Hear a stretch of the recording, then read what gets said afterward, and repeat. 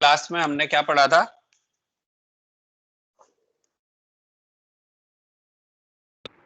Alpha operator. Alpha operator. आज जो हम पढ़ेंगे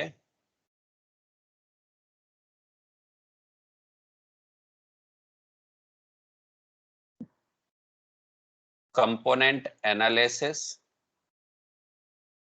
और उसके बाद कंपोनेंट सिंथेसिस। कुछ कुछ छोटे छोटे टॉपिक हैं। तो जब हम कंपोनेंट एनालिसिस की बात करते हैं तो अभी तक हमने कौन कौन से जो है ना पैरामीटर पढ़े हैं इसमें। जो इसमें हमने पढ़ा है कौन कौन सा, एक तो V A V B V C, यानी जो आपने वोल्टेजेस पढ़े हैं, फेज वोल्टेजेस। और उसके बाद दूसरे कौन से पढ़े हैं, सिमेट जो है ना, zero positive sequence voltage, negative sequence voltage और जीरो सीक्वेंस वोल्टेज। यही चीज पढ़ी है। Yes sir. तो जो कंपोनेंट एनालिसिस है, determination of sequence component, determination of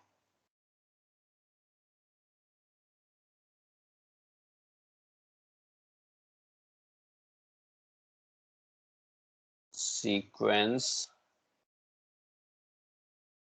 component sir आपने इन। स्क्रीन करी है? अच्छा हाँ, सर एक स्क्रीन शेयर नहीं है। एक मिनट भूल गया था मैं।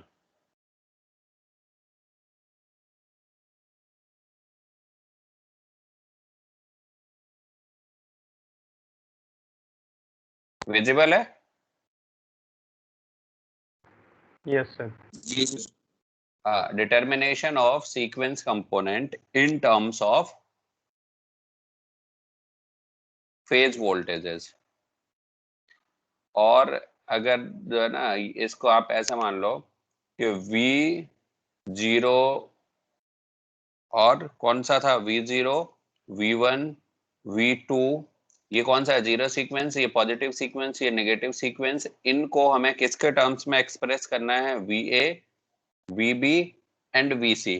हम एनालिसिस की अभी बात क्यों कर रहे हैं, क्योंकि अनबैलेंस्ड फेज सिस्टम है, अनबैलेंस सिस्टम है जिसमें हमारे पास VA, VB, VC नोन है, और हमें उसको इसमें जो पॉजिटिव, नेगेटिव और जीरो सीक्वेंस कंपोनेंट में ब्रेक करना है। तो ये होगा कंपोनेंट एनालिसिस। और दूसरा जो होता है वो होता है कंपोनेंट सिंथेसिस। अगर कंपोनेंट सिंथेसिस की बात करेंगे तो determination of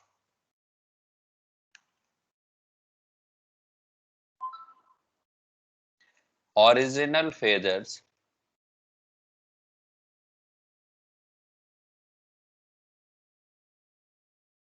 in terms of sequence components। sequence components कौन कौन से हैं,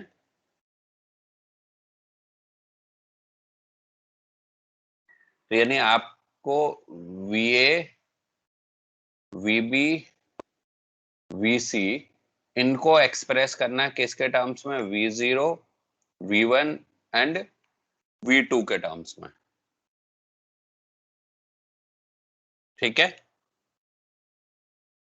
अब इनको हम एक्सप्रेस करेंगे कैसे, तो जब मैं सबसे पहले अगर मैं कंपोनेंट सिंथेसिस की बात करूं, और सिंथेसिस की बात करने में ये जो डायग्राम है, इस डायग्राम को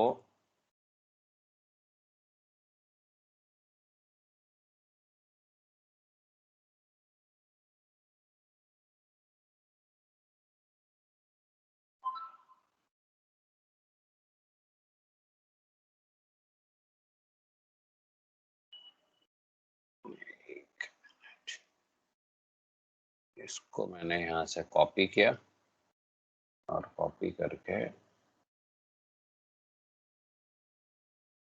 यहाँ, ये कौन सा VA1, VB1, ये हो जाएगा VC1, ये VA2, VC2, तो ये हो जाएगा VB2। अब इसमें अगर मैं जो है ना, ये पॉजिटिव और नेगेटिव सीक्वेंस कंपोनेंट की अगर मैं बात करूं तो यहाँ VA1 तो आपका क्या रहेगा, VA1 तो आपका रेफरेंस है, ठीक है। अब इसको अगर मैं पॉजिटिव सीक्वेंस कंपोनेंट कंसिडर कर रहा हूं तो VB1 क्या हो जाएगा, VB1 की वैल्यू क्या होगी, इस VA1 से VB1 की लोकेशन क्या है,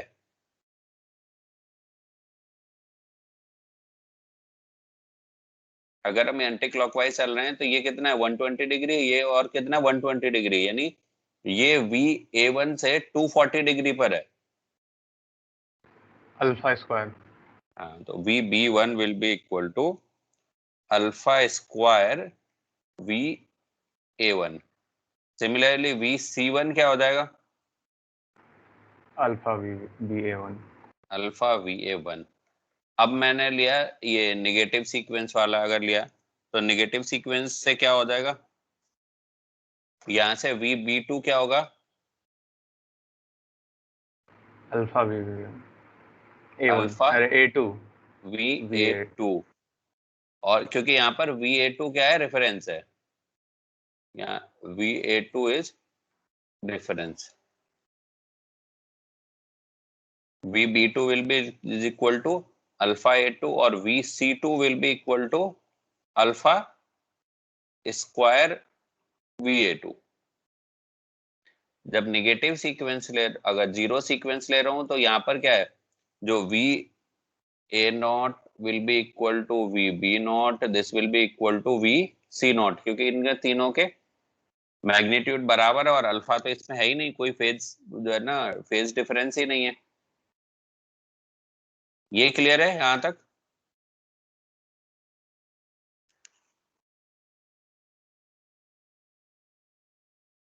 ये पॉइंट क्लियर है। Yes sir. अब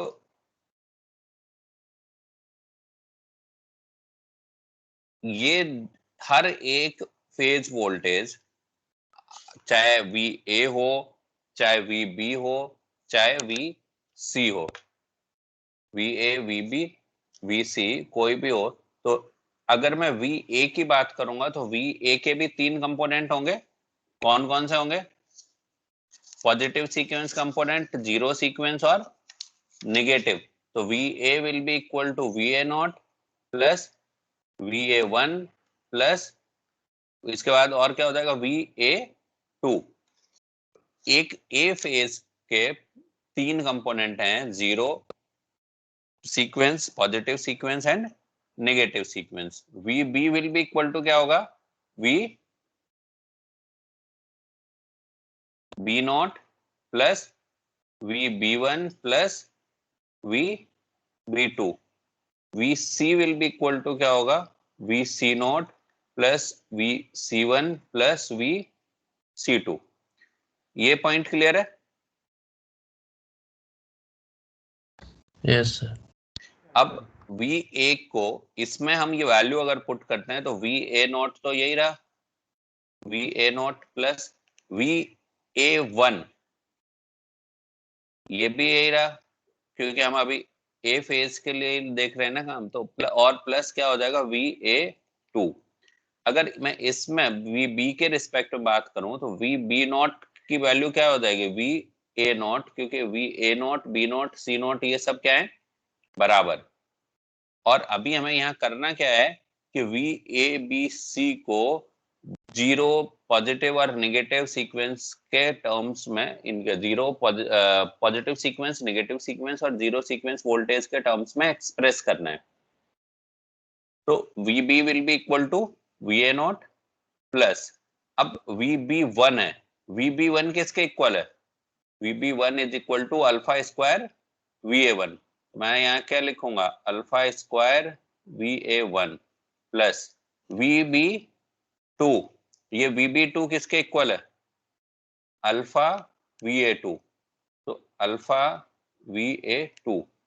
देन VC, यहाँ पर VC0 is again equal to VA0 plus, अब VC1 this is equal to alpha times of VA1, तो अल्फा VA1 प्लस ये VC2 किसके इक्वल है, अल्फा स्क्वायर VA2।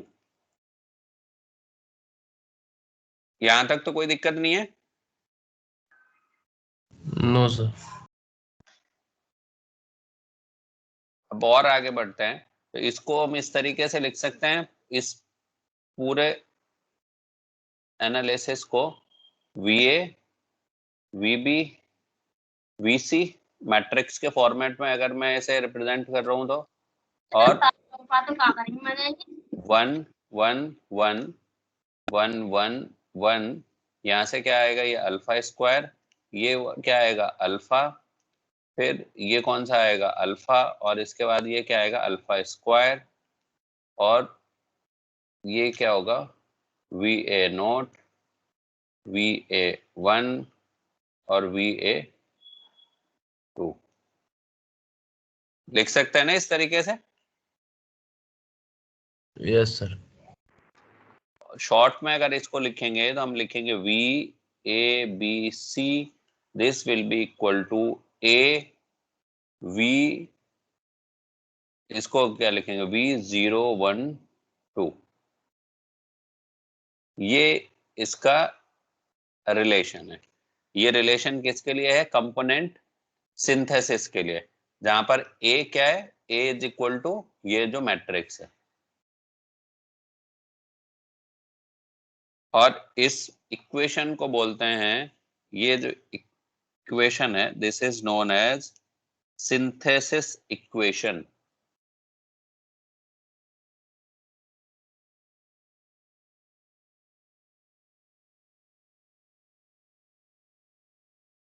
ठीक है, अब जब सिंथेसिस कर लिया तो इसके बाद कौन सा होगा एनालिसिस, जो हमने पहले बताया था ना। अब क्या करेंगे एनालिसिस में, इसका उल्टा 012 को V0 V1 V2 VA0 VA1 VA2 इनको किसके टर्म्स में एक्सप्रेस करेंगे हम? VA VB और VC के टर्म्स में।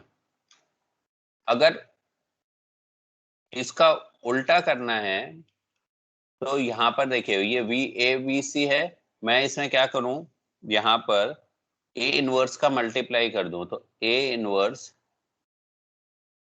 VABC will be equal to A inverse A V012। तो ये A इनवर्स और A ये 1 हो गया, तो इसको हम लिख सकते हैं V012 will be equal to A inverse VABC। अब जो A है, ये A तो हमें मालूम है ना क्या है, A इज इक्वल टू 1 1 1 1 1, ये alpha square alpha alpha and alpha square, ये A है, तो इसका इनवर्स निकालना होगा हमें। Yes sir. बताएगा जरा कोई कैलकुलेट करके इनवर्स क्या आ रहा है इसका? अल्फा स्क्वायर की जगह अल्फा आ जाएगा बस, और अल्फा की जगह अल्फा स्क्वायर।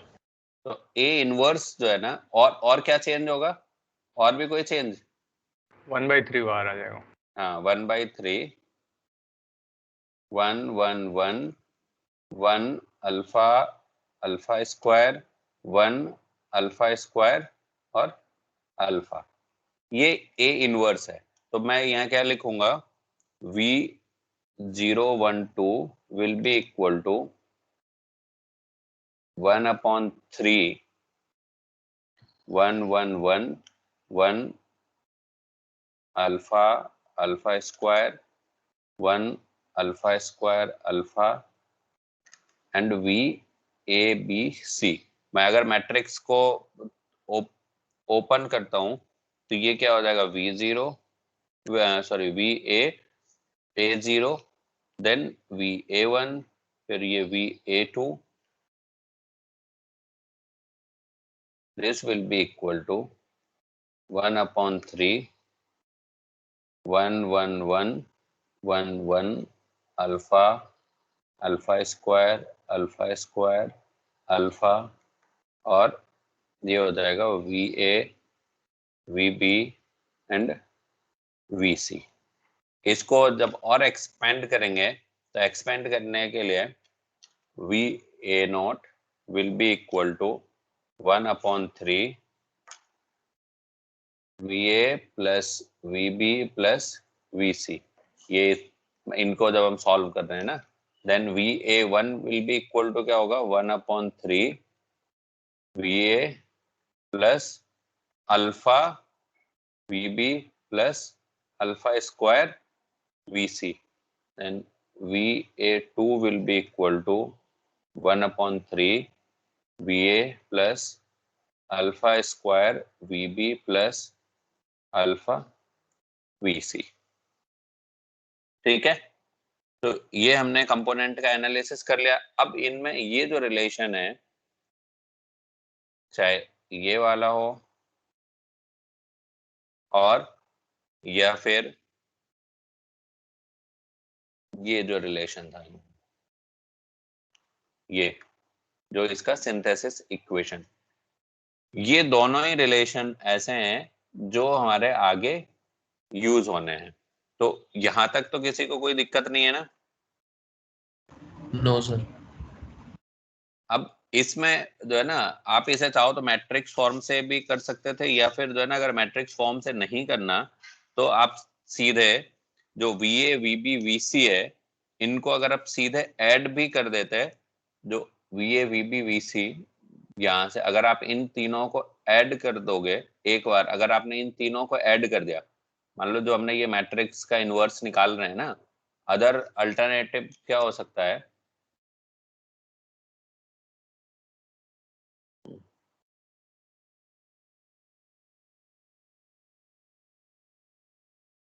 आपने क्या किया, VA VB प्लस VC इनको ऐड कर दिया, तो VA की वैल्यू क्या थी जरा बताएगा कोई? ऊपर क्या लिखा था हमने?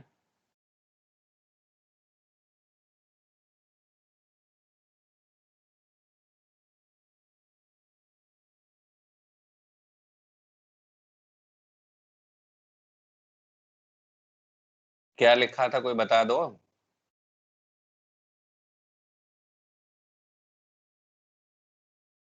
ये इक्वेशन है ना, VA is equal to VA0 plus VA1 plus VA2।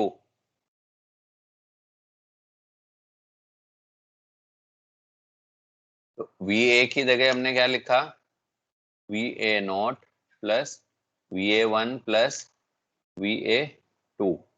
VB की जगह क्या लिखेंगे हम? VA0 plus alpha square VA1 plus alpha VA2 VA0 plus alpha alpha square square VA1 plus alpha VA2। फिर VC की जगह क्या लिखेंगे, VA0 प्लस अल्फा VA2, क्या ये alpha VA1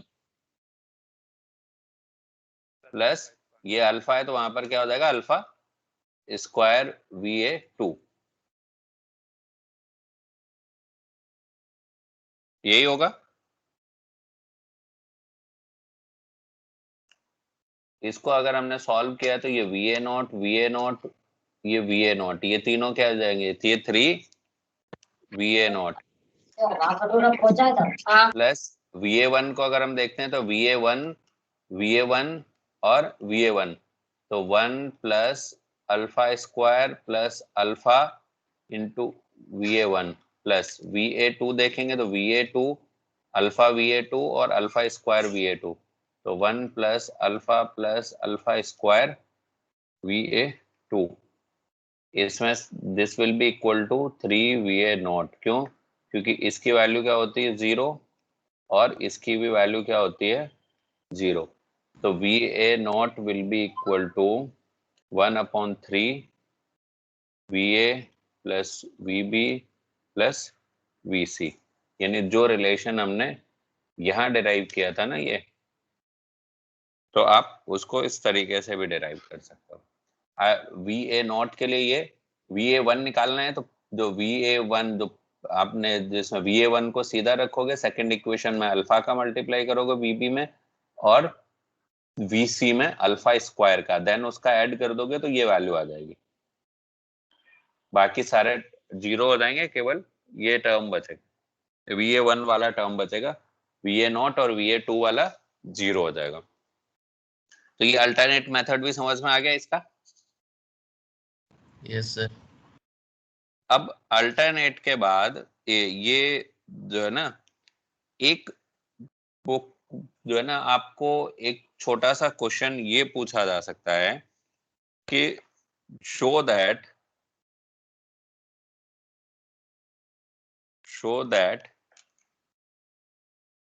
zero and negative sequence component of voltage are zero in balanced three-phase system. अगर इसी को अदर लैंग्वेज में कहें कि हमारे पास जो एग्जिस्टेंस आया किसका, नेगेटिव और जीरो सीक्वेंस का, ये किस केस में आया था, पॉजिटिव बैलेंस्ड में या अनबैलेंस्ड में?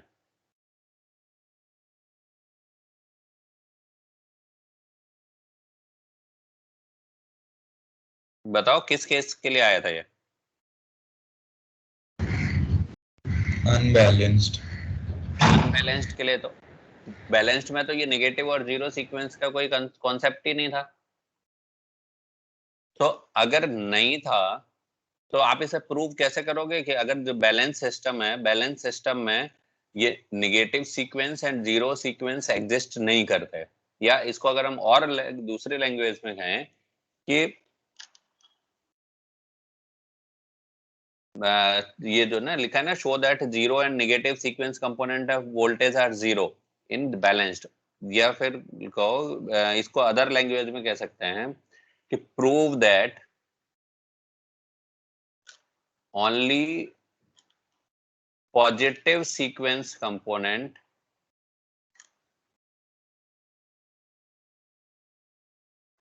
exists in balanced three phase system.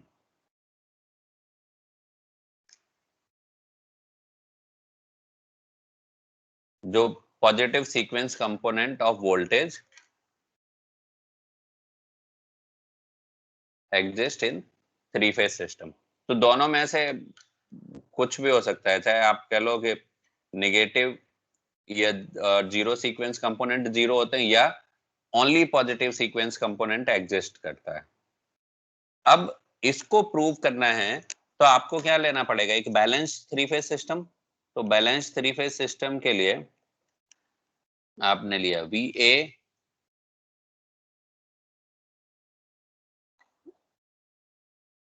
VB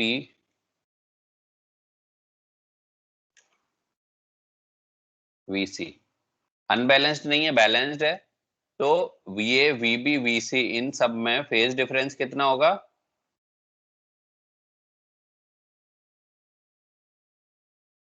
120 degree.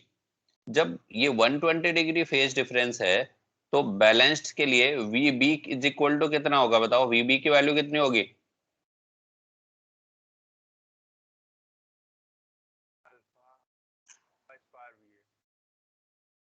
Hmm, VB कहां पर है? VA से 240 डिग्री पर है। Yes, sir. तो VB will be equal to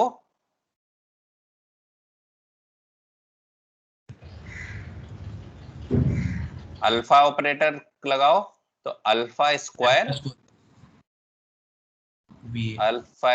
VA, और VC will be equal to क्या होगा? Alpha VA। तो VB और VC हमने लिख लिया। अब पॉजिटिव, नेगेटिव और जीरो सीक्वेंस कंपोनेंट कौन कौन से हैं हमारे? ये VA1, VA0, VA1 और VA2। तो अब मुझे ये तीनों सॉल्व करने हैं। तो VA0 मैं इनको यहाँ एज इट इज लिख लूं।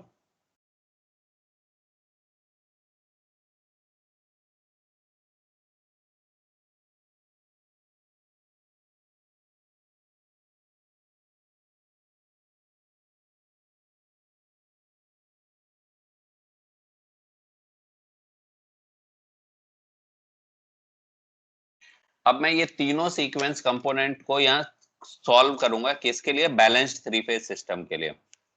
तो VA0, या ये याद रखो कि हम for balanced three phase system की बात कर रहे हैं ना, अनबैलेंस्ड नहीं है, ठीक है। तो VA0 will be equal to क्या है? 1/3 VA plus VB plus VC है। This will be equal to 1/3 VA plus VB की जगह क्या लिखोगे? Alpha square VA plus VC की जगह क्या लिखोगे? Alpha VA। तो this will be equal to 1/3 VA 1 plus alpha square plus alpha. तो ये वैल्यू क्या होती है इसकी? 0। ये होता है 0। जब ये 0 होता है यानी VA0 क्या हो गया? 0। यानी 0 सीक्वेंस कंपोनेंट एग्जिस्ट नहीं करता किसमें? बैलेंस्ड थ्री फेज सिस्टम में। ये प्रूव कर दिया, एक एक तो हमने प्रूव कर दिया, ठीक है।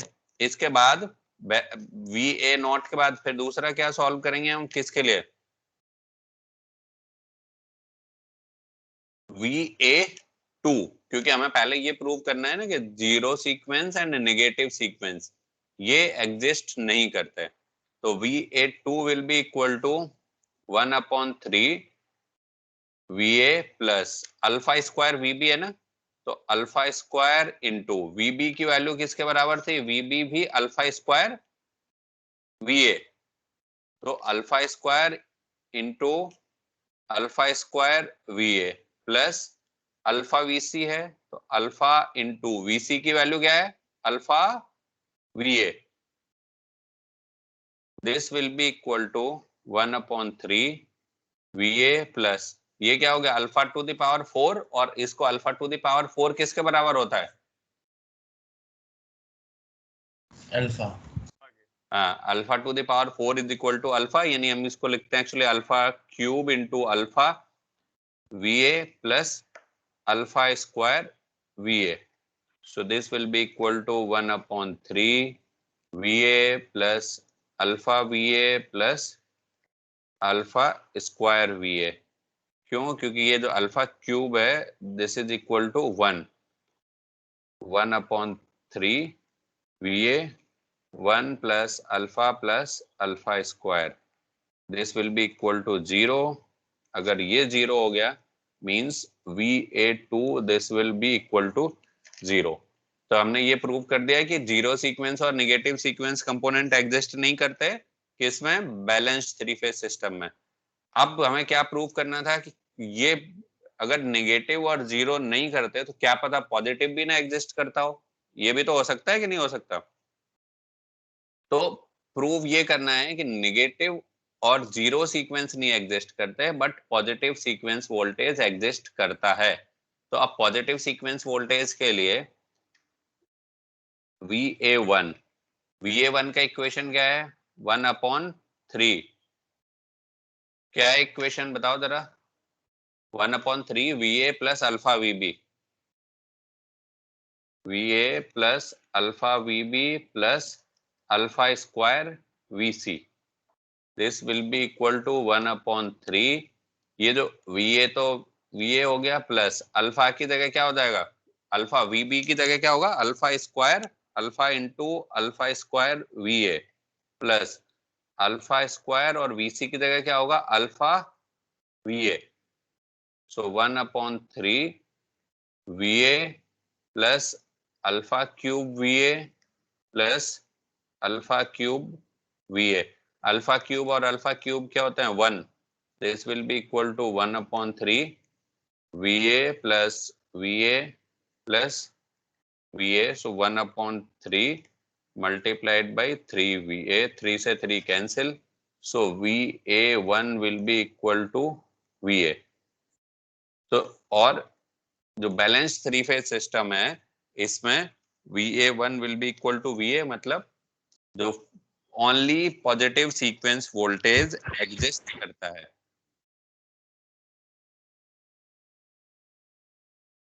प्रूव हो गए दोनों चीजें? Yes sir. अच्छा, अब जो है ना, दो चीजें तो ये हुई कि इसमें बैलेंस्ड थ्री फेज सिस्टम में पॉजिटिव कंपोनेंट या पॉजिटिव सीक्वेंस कंपोनेंट एग्जिस्ट करता है, नेगेटिव सीक्वेंस कंपोनेंट और zero sequence component of voltage exist नहीं करता। बट एक जगह और है जहां पर थ्री फेज सिस्टम, एक ऐसा थ्री फेज सिस्टम जहां पर VA plus VB plus VC is equal to अगर 0 हो तो जीरो सीक्वेंस कंपोनेंट वहां नहीं होगा। क्यों नहीं होगा?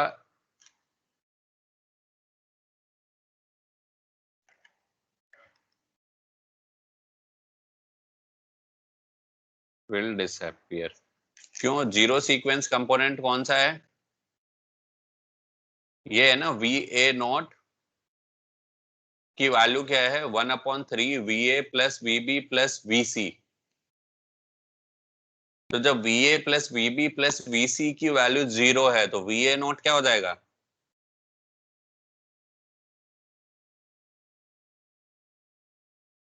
जीरो होगा, नहीं होगा? 0।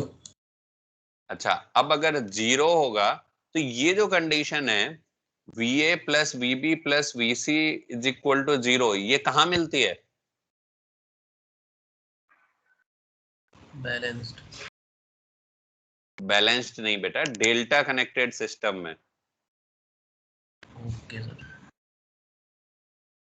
जो डेल्टा कनेक्टेड सिस्टम होता है उसमें VA plus VB plus VC is equal to 0 होता है। नहीं याद आ गया क्या? भूल गए? नहीं सर यार। तो जब VA plus VB plus VC is equal to 0 हुआ इन डेल्टा कनेक्टेड सिस्टम, तो VA not will be equal to 1/3 VA plus VB plus VC ये होता है। तो जब ये कंपोनेंट 0 हो गया VA नॉट, तो VA not will be equal to 0। तो यहां से आप क्या कंक्लूड कर सकते हो कि इन डेल्टा कनेक्टेड सिस्टम